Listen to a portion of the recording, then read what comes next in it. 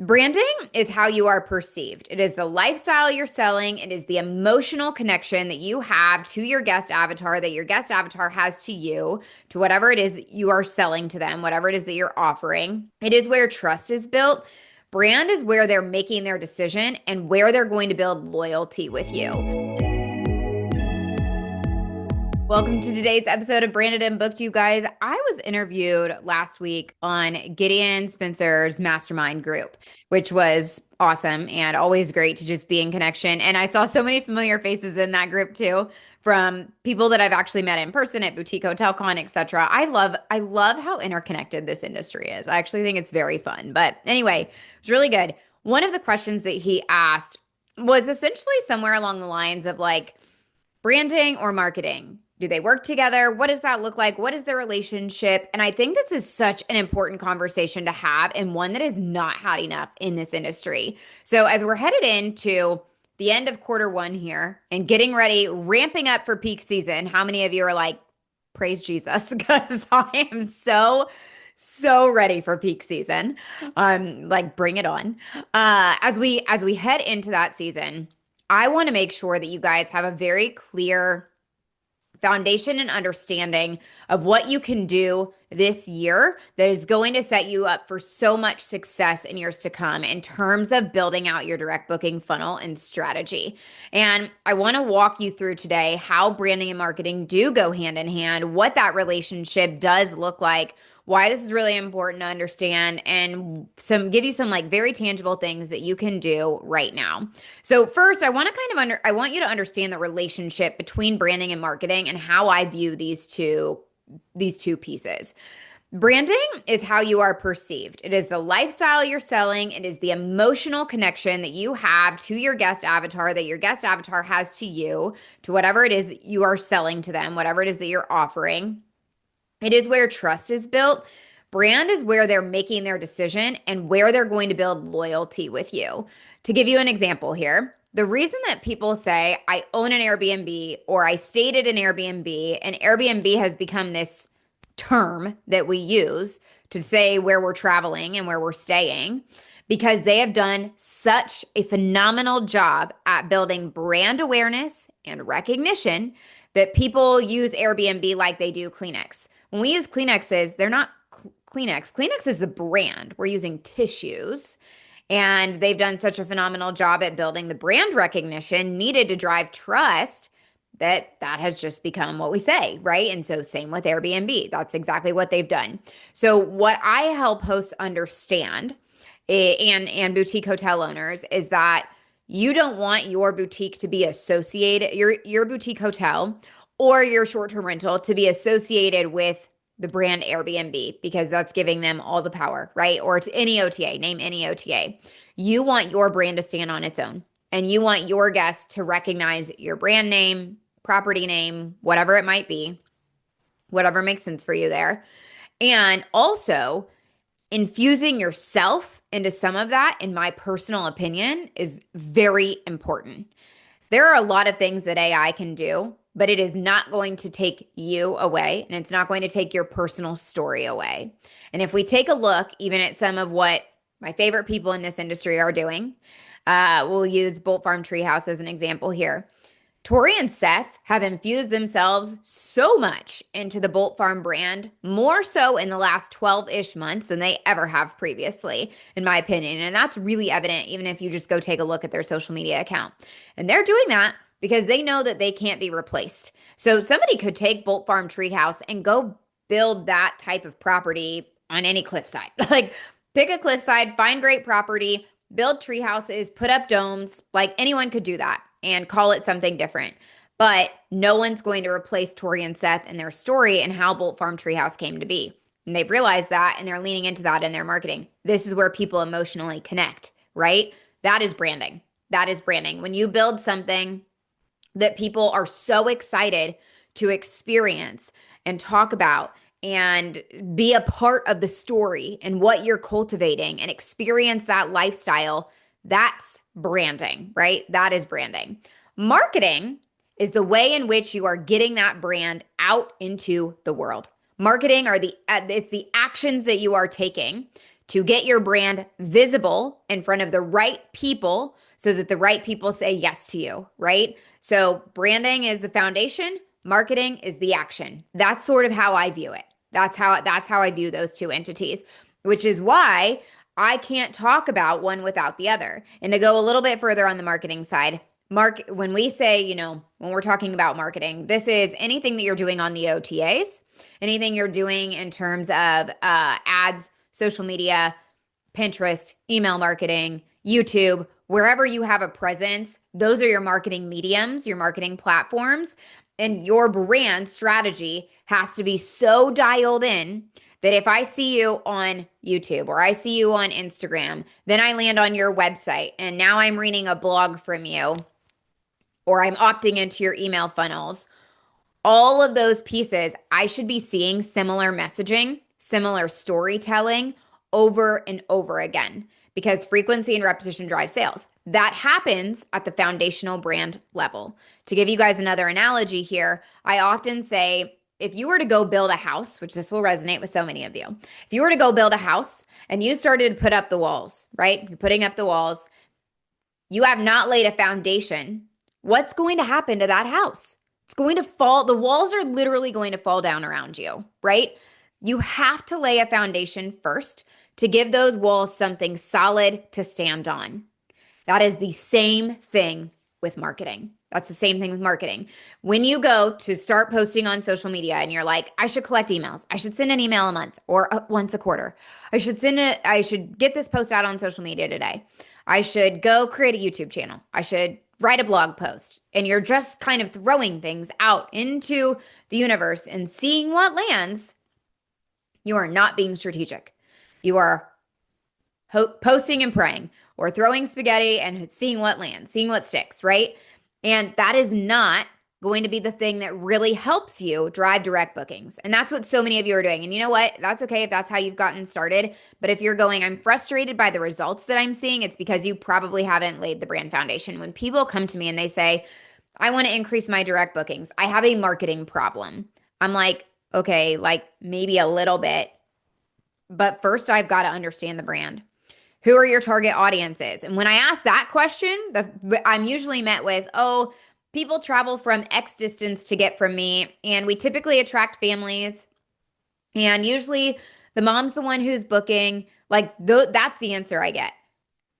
That's all baseline information. None of that is emotional connection. None of that is anything emotional that I can really work with.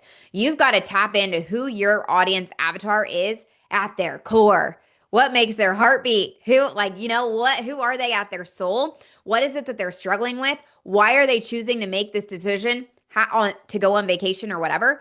Why are they making that choice? Why are they choosing you? How are you helping them solve a pain point? How are they experiencing your property? What do they want to experience, right? What are they hoping to gain? How are they hoping to feel on the other side of their vacation experience, right? This is why, I really think that we should all go to Disney and just take a master class because they have freaking nailed experiential stays, vacations. Experiential hospitality. They've nailed it. Just nailed. And that is something that I think we are all not doing a great enough job of. And it starts at the brand level. So when someone comes to me and they're like, yes, I've got, I have Instagram or I have the emails, but like nothing's working. I'm like, okay, that's great.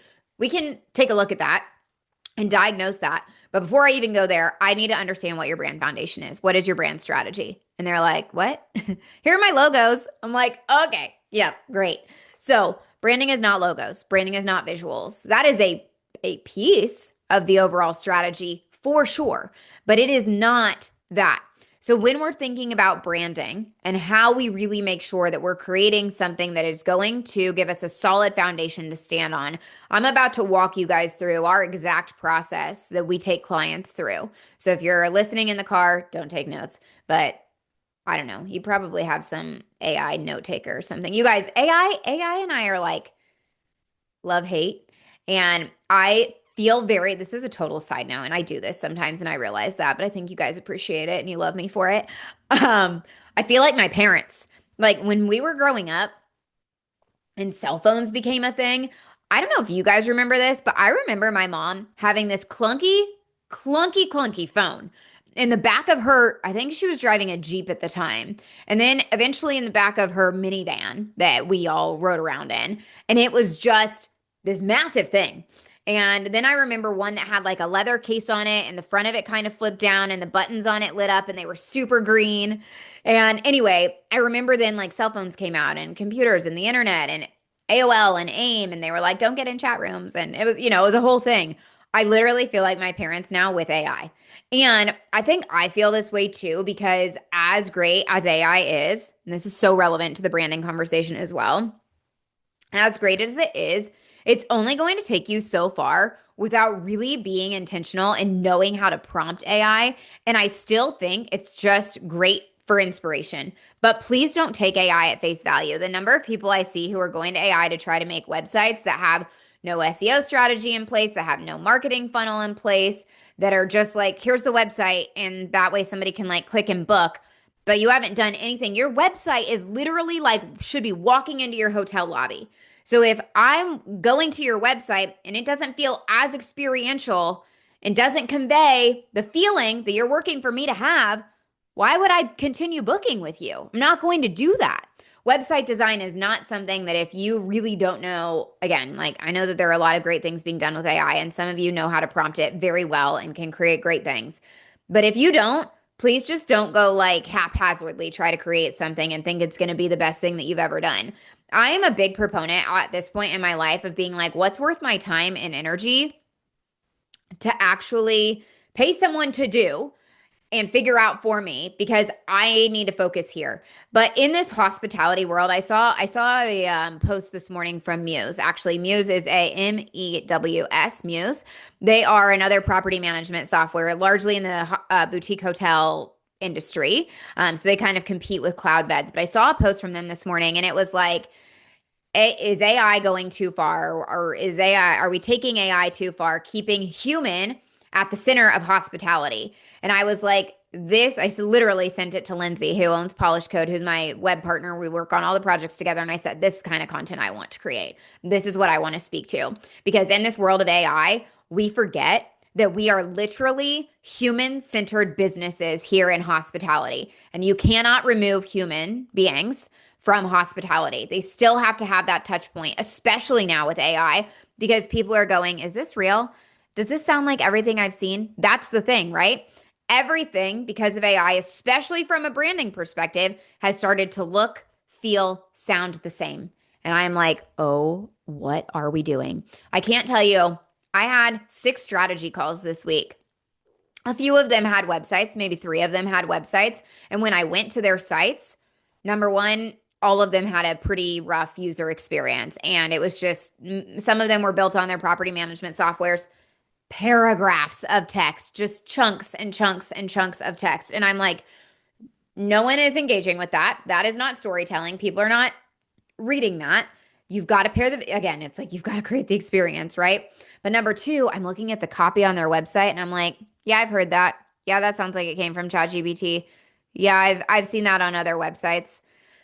And it's like, we have to make sure that the words we're using from the brand strategy and the visuals we're pairing them with tell the story and convey the feeling that we're working to use to attract our highest and best guest avatar, right? So anyway, sorry, that was a little side tangent on AI. I know where I was though, so I didn't get lost this time. Sometimes I get lost when I'm just like spitballing here with y'all.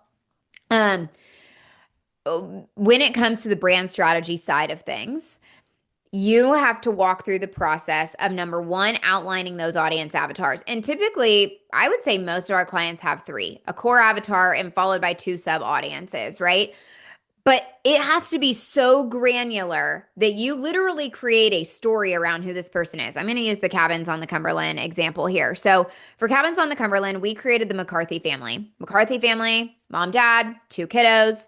They are working, mom and dad are hustling and working, and kids are in elementary, middle school. So they're getting to that place where parents are like a little less cool than their friends are, and they don't want to spend as much time with parents. They're involved in all of the extracurricular activities. So what's happening as a family unit is that everyone is running a million miles a minute. Mom is especially feeling disconnected. Dad is feeling pressure of that too, but is also going like, how do I support my wife in all of this? They want to take a vacation. They want somewhere where they can build tradition. This is really important to this family, is like, how can we create these family traditions? We want our kids to always feel connected to us. Our relationship with our kids is so sacred and important to us.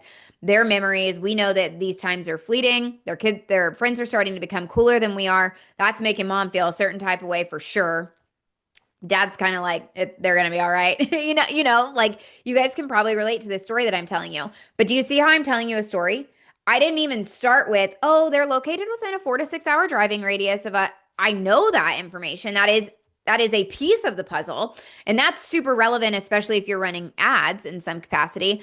But I have to know who this family is at their heart and soul so that when we create content, I can speak to them directly. When we send out emails, when we create specific promotions, when we decide to do events and programming, I can speak to them.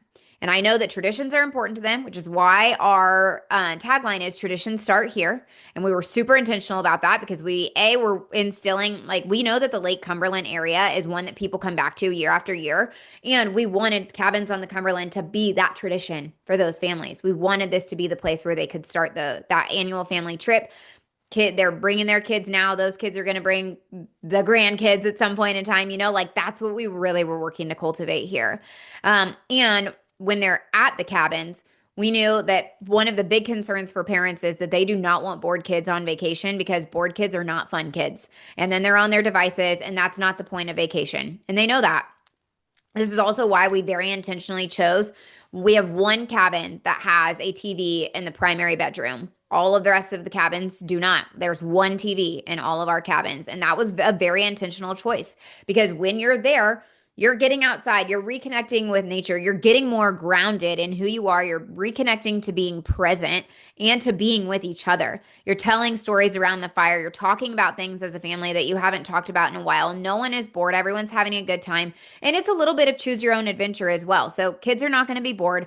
Mom can sit on the front porch and read her book. Dad can go and fish if he wants. Like, this is kind of, again, the picture that we've sort of painted, and how we have formed what the target audience looks like for Cabins on the Cumberland. We also, of course, target couples and friend groups and so forth, but the McCarthy family is our core. So we got so specific and clear in their story and what pain points they're struggling with and what it is that they're working on and what it is that they desire and what they want to gain out of their vacation experiences. We outline a slew of other information as well, how they make decisions, so behavioral information, how they're making travel decisions, any pain points that they've dealt with in the past. But again, notice how I didn't sit here and tell you they're really worried they're going to show up to some place that's not clean. Okay, yes, like that is a pain point, but it's a surface level industry pain point. It's not a pain point that I can emotionally speak to in my messaging. I'm not going to go create content and be like, we have clean cabins. That's not fun. No one's going to do that. No one cares. Okay, so anyway, really developing that avatar. Once we've done that, then we move into all of our brand core messaging. This is going to be mission, vision, core values, positioning statement, one-liner. I'm trying to go through all of these in my head. Differentiating factors, tagline. I don't think I said that yet. Maybe I did. Your brand stories, your guest experience. We outline the first 10 minutes of the stay and what that looks like and feels like. This is actually something new that we've done since some conversations I've had this year. And I'm like, wow, I had Katie Klein on the podcast. This has been a little bit, but I've had her on the podcast and we talked about this in there. And I was like, okay, we've been outlining these signature experiences. This is another thing. Like we outline what are the signature brand experiences that your guests are going to have. Now I'm like, okay, we have a first 10 minutes experience, right? First 10 minutes experience along with those signature experiences. And this helps us go, how are we cultivating the brand? How are we cultivating the narrative? How are we cultivating those touch points that guests are going to have and recall you, not, oh, we stayed at an Airbnb. We booked this Airbnb, right? Again, that still is probably going to happen some, you guys, but My goal is to help you understand your branding at such a deep level that you're able to easily convey that throughout every touch point that the guest has with you. We outline the guest journey from the time that they're finding out about you to the time that they're in that loyalty and rebooking phase. So we outline all of those pieces. And not only do we put all of those messaging components together, we share with you where they need to live. And again, you guys, the reason for this is because of what I shared with you earlier. If I see you on Airbnb, if I see you on Google, if I see you on Instagram, if I hear about you from a friend, however I find you, the messaging should be clear and consistent across the board. If it's not, that creates a lack of trust, and a lack of trust means you're not going to convert because people want to be able to trust you enough to give you their money and say, yeah, I want to come have this experience with you. For some of you, depending on who your avatar is, this may be the only vacation that your avatar is going on that year. Who knows? It's hard to say. I would say our cabins guests usually are like a 2 a year trip kind of people, or they're the very like spring break, fall break families, or they're the summer break families. But like we had a guest for February who stayed with us. I'll give this like quick little side note because this is a good tip for you guys. We had a guest who stayed with us in February, over Valentine's Day weekend. She and her husband came down and they stayed with us just for a night. I think they stayed with us. We had an opening on like the Friday night, and so they were able to sneak in there at one of the cabins. Anyway, they booked on Airbnb. They left us a 5-star review. So our company protocol is to text that guest and say, thank you so much for your stay. We really appreciate you. And we would love for you to come back and stay with us again. Here's a promo code to use. Please book at this link when you decide to come back. Also, if you wouldn't mind leaving us a 5-star review on Google, we'd really appreciate that because they did that on Airbnb, right? So we share all of that. They booked again for the last weekend of February. So two in the same month. They're bringing their son back so that they can fish and explore and do all the fun things. And I was like, that is so cool. But that is human hospitality at its finest right there. None of that was an automated process. It's manual. I'm sure we could figure out a way to automate it, but it's manual right now. So anyway, that was really cool. So we're outlining all of those pieces so that when we go to communicate our brand in any capacity and we are copywriting, one of the biggest things that you have to understand about branding is how to copyright effectively and also how to convey your story in a way that makes people feel something. I got to feel something, right? That is branding at its core. So anyway, this is why I'm like, you can't just go. I saw a tagline the other day, or somebody's like messaging on their website that was like luxury family stays or elevated family stays or something. And I'm like, does your avatar say that? Do they say that they're going around looking for an elevated family stay? I don't think that's speaking to the core desire and or pain point at all, actually. I think it's not doing that. It didn't make me feel anything. I was like, okay, you know? So being very intentional in that. And then once you have the strategy in place, now you can create the visuals that support the strategy, the feeling, and the guest avatar. But not until then. If you're just going to Canva and whipping up a logo and putting some colors together, you have 100% alienated your guest avatar and the entirety of the strategy, right? All you're doing is just, again, throwing things together and hoping something sticks. So that is the brand strategy process in a nutshell. And again, we are so intentional and dialed in with this because I literally had a client say this to me the other day. They were like, wow, Steph, so everything in branding informs marketing, right? And I'm like, yes, I love that. I love that after this conversation, you get that. That's huge. Everything that you do from a branding perspective informs marketing, informs what you're creating, informs the emails that you're sending, informs how you're speaking, the tone of voice, how you're making people feel on the other side. It is a very different experience if your brand is a little witty, maybe sometimes sarcastic, makes people laugh. That's a very different tone of voice and a different visual representation than the brand that is more maybe on the like luxe elevated stays side, right? That is very different. Those two things are very different.